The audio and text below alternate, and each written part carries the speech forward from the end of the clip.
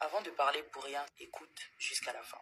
J'ai beaucoup hésité avant de faire cette vidéo, mais vaut mieux obéir à Dieu plutôt qu'aux hommes. Quand j'étais à l'école au Congo, il y avait un groupe de garçons qui avaient pour habitude de se moquer de moi. Ils m'appelaient par un nom. Et ces garçons avaient décidé que toute la classe n'allait pas me parler. À l'époque, on s'appelait par nos noms de famille, donc ils m'appelaient Gola. Ils avaient dit que dans cette classe, personne ne va adresser la parole à Gola. Donc pendant 3 ans, personne ne m'adressait la parole. Et j'allais à l'école tous les jours. Ils se moquaient de moi. Tous ces garçons se moquaient de moi. Et les filles ne m'adressaient pas la parole. Personne ne m'adressait la parole. Et ils m'appelaient tous par ce nom-là. Et quand je rentrais à la maison, mon père m'appelait par le même nom. À l'école, ces garçons m'appelaient comme ça parce qu'ils ne m'aimaient pas. Moi, dans ma tête, je me dis, si mon père m'appelle comme ça, c'est parce qu'il ne m'aime pas. Donc j'ai grandi en me disant dans ma tête que mon père ne m'aime pas. Quand j'arrive en France, la même chose se répète. Je subis des moqueries de la part de mes camarades de classe. J'étais grande de taille, j'ai toujours été forte, et dans ma classe, j'étais la seule noire. Donc les autres, c'était des petites blanches, elles étaient toutes fines, et j'étais la seule qui avait des formes, qui avait encore différents des autres. Et donc ces filles me regardaient, et elles se moquaient de moi. Les garçons, pareil, tout le monde se moquait de moi. Je subis des moqueries toute la journée. Je rentre à la maison, mon père m'appelait par le même mot. Moi, ça me blessait.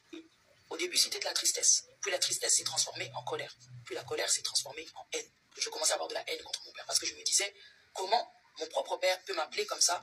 À l'école, on m'appelle comme ça parce qu'on me déteste. Et comment à la maison, mon propre père peut m'appeler comme ça? Donc lui aussi me déteste. Donc je me suis dit, un jour, je vais prendre mes affaires, je vais partir, il ne va plus jamais entendre parler de moi. En 2018, je rencontre une fille, elle m'emmène à l'église. Et cette fille, un jour, me dit, si tu veux, viens chez moi. Un jour, je prends mes affaires, comme ça, je pars et je ne rentre plus jamais chez moi. Quand j'arrive à l'église, je découvre mon pasteur. Et mon pasteur a 2 filles. Je vois un père qui parle avec ses filles. Ses filles sont très à l'aise pour parler avec leur père. Et je regarde le pasteur, je me dis, waouh. Et donc, pour moi, mon pasteur était un homme parfait. Donc, c'était le père que j'avais rêvé d'avoir. Un jour, ma mère spirituelle, qui est une prophétesse, me prend dans son bureau. À l'église, moi, je n'avais rien dit sur moi. Un jour, elle me regarde, elle me dit, viens, Taliana, me prend dans son bureau. Elle me dit, Taliana, il faut que tu pardonnes à ton père. Hein? Quoi? Moi, je rigole. Et je lui dis, mais pourquoi? Elle me dit, il faut que tu pardonnes à ton père. À l'église, je découvre le pardon. À l'église, je découvre qu'il faut pardonner à des personnes qui nous ont fait du mal, etc. Je refusais, je gardais dans mon cœur que mon père ne m'aime pas. Un jour, je fais quelque chose qui ne plaît pas à mon père. Et donc, mon père m'appelle. Il me dit, je n'ai pas aimé ça. Tu as fait ça, je n'ai pas aimé. Et j'écoute au début. Puis il dit quelque chose qui me blesse et je me mets en colère. Et ce jour-là, je ne sais pas d'où m'est venu le courage. Je me suis mise tellement en colère. Et là, tout ce que je gardais dans le cœur, j'ai tout sorti ce jour-là. Et ce jour-là, je criais, j'étais en colère contre mon père. Mon père était au téléphone.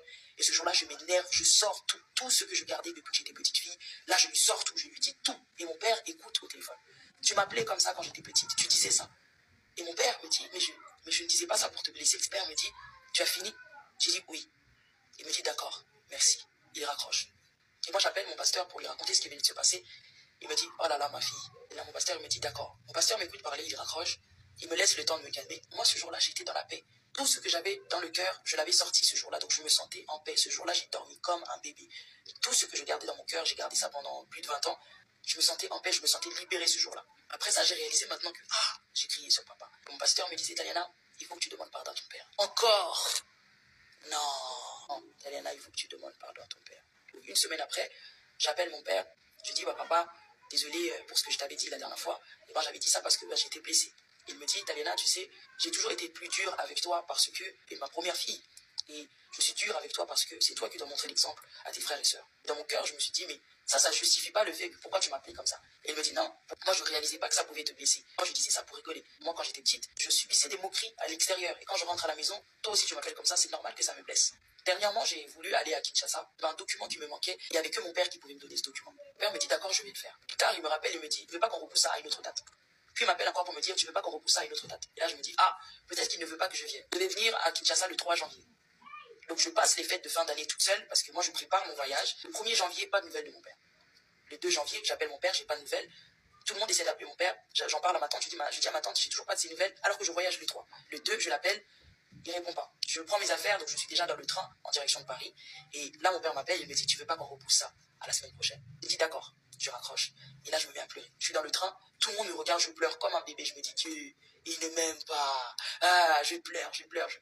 Le temps passe. Un jour, ma petite soeur m'appelle et on parle justement de cette histoire. Et elle me dit, tu sais, papa, il s'était déplacé pour aller te chercher le document lui-même. Il est lui-même allé sur place pour aller demander, se renseigner pour le document.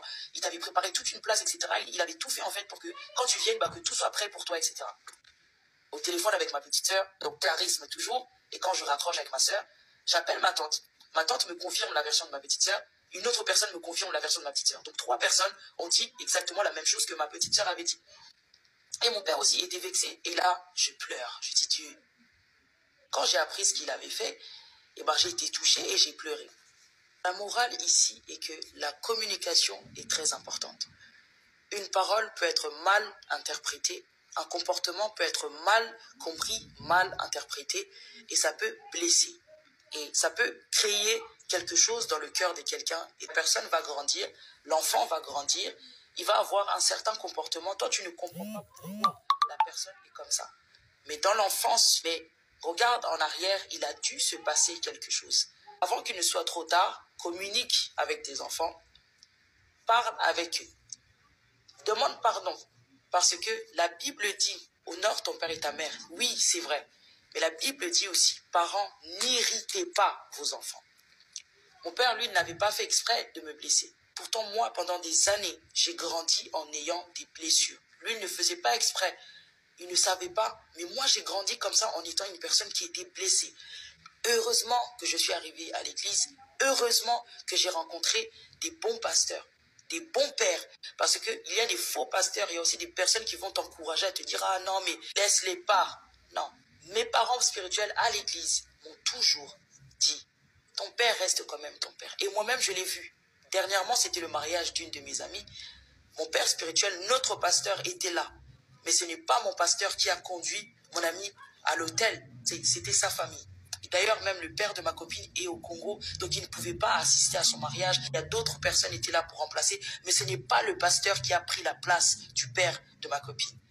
Le pasteur, le père spirituel reste le pasteur, mais ton père reste ton père. J'ai eu beaucoup de mal à comprendre cette chose. Ton père reste ton père, ton pasteur c'est ton pasteur, mais il ne prendra pas la place de ton père. J'espère que tu as regardé jusqu'au bout avant de parler inutilement. Que Dieu te bénisse en tout cas. Papa, je sais que tu vas regarder cette vidéo. Désolé.